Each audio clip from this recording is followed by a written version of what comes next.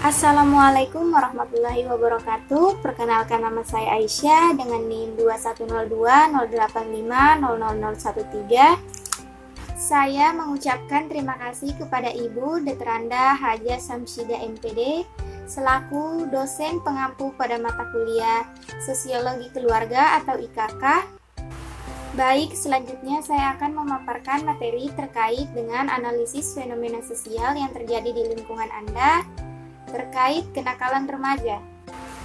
Latar belakang, remaja adalah masa peralihan dari anak-anak menuju remaja ke dewasa. Seorang remaja tidak dapat lagi dikatakan sebagai anak-anak, namun belum cukup matang untuk dikatakan sebagai orang dewasa. Mereka sedang mencari pola hidup yang sesuai bagi dirinya, dan itu pun sering dilakukan dengan cara mencoba hal-hal baru yang baru dikenalnya, walaupun melalui banyak kesalahan. Kesalahan yang dilakukannya sering membuat kekhawatiran serta perasaan tidak menyenangkan lingkungannya, bagi orang tuanya, dan bagi masyarakat lainnya.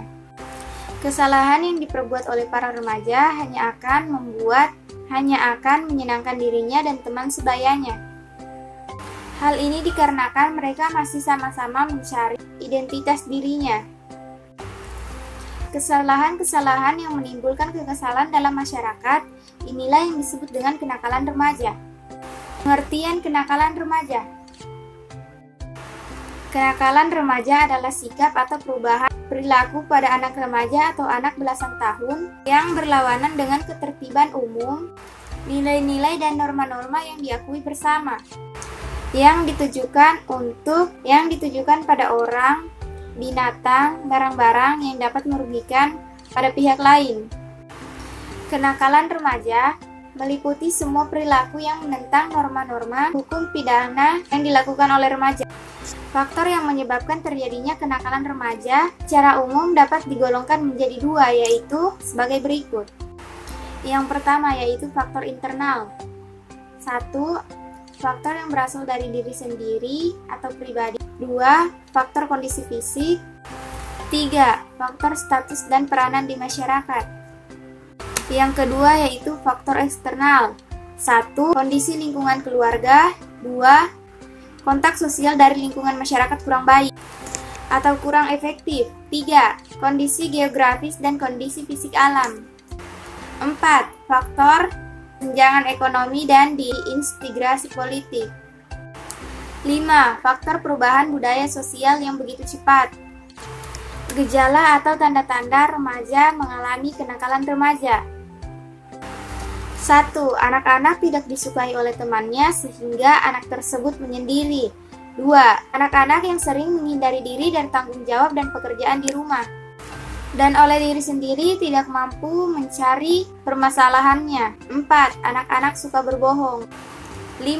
Anak-anak tidak sanggup memusatkan perhatian atau tidak fokus dalam mengikuti baik itu pelajaran di rumah maupun di sekolah. 6. Anak-anak yang fobia dan gelisah dalam melewati hal-hal berbeda dengan ketakutan anak-anak normal lainnya. 7. Anak-anak yang suka menyakiti atau mengganggu temannya baik itu di rumah maupun di sekolah. Dampak perilaku kenakalan remaja. Dampak negatif yang terjadi pada kenakalan remaja ini memang sangat membuat keluarga merasa sedih. Salah satunya adalah masa depan yang suram. Contohnya saja pada beberapa remaja yang melakukan pergaulan bebas, tentunya sudah dapat dipastikan bahwa akan memiliki masa depan yang suram yang akan menghancurkan dirinya sendiri. Teori terkait kenakalan remaja. Kenakalan remaja menurut perspektif Albert Bandura. Grand teori kedua yang relevan dengan kasus kenakalan remaja adalah teori yang dikemukakan oleh Albert Bandura. Menurut Bandura, lingkungan memang membentuk perilaku dan perilaku memang membentuk lingkungan. Oleh Bandura, konsep ini disebut dengan determinisme resiprokal. Menurut Bandura dapat diartikan sebagai hubungan timbal balik antara tiga komponen yang tidak bisa dipahami secara terpisah-pisah. Tiga komponen itu adalah yaitu person, environment, behavior.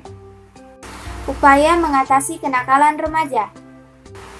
Yang pertama, tindakan preventif. Usaha pencegahan timbulnya kenakalan remaja secara umum dapat dilakukan dengan cara mengenal, dengan mengetahui ciri-ciri umum dan ciri khas remaja. 2. Tindakan represi. Usaha menindak pelanggaran norma-norma sosial dan moral dapat dilakukan dengan mengadakan hukuman terhadap setiap perbuatan pelanggaran. Dengan adanya sanksi tegas, pelaku kenakalan remaja tersebut diharapkan agar nanti si pelaku tersebut jera dan tidak membuat hal-hal yang menyimpang lagi. 3. Tindakan kuratif dan rehabilitasi. Tindakan ini dilakukan setelah tindakan pencegahan lainnya dilaksanakan dan dianggap perlu mengubah perilaku para pelanggar remaja dengan cara memberikan pendidikan lagi. Solusi mengatasi kenakalan remaja. Yang pertama, menanamkan pola asuh terhadap anak sejak prenatal dan balita. Membekali anak dengan dasar moral dan ajaran agama.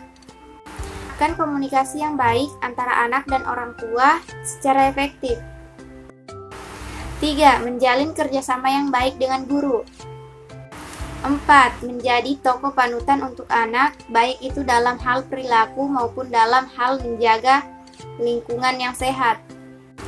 5. Mau mendengarkan keluh kesah sang anak, menenangkan sang anak, menasihati sang anak dan tidak menghakiminya.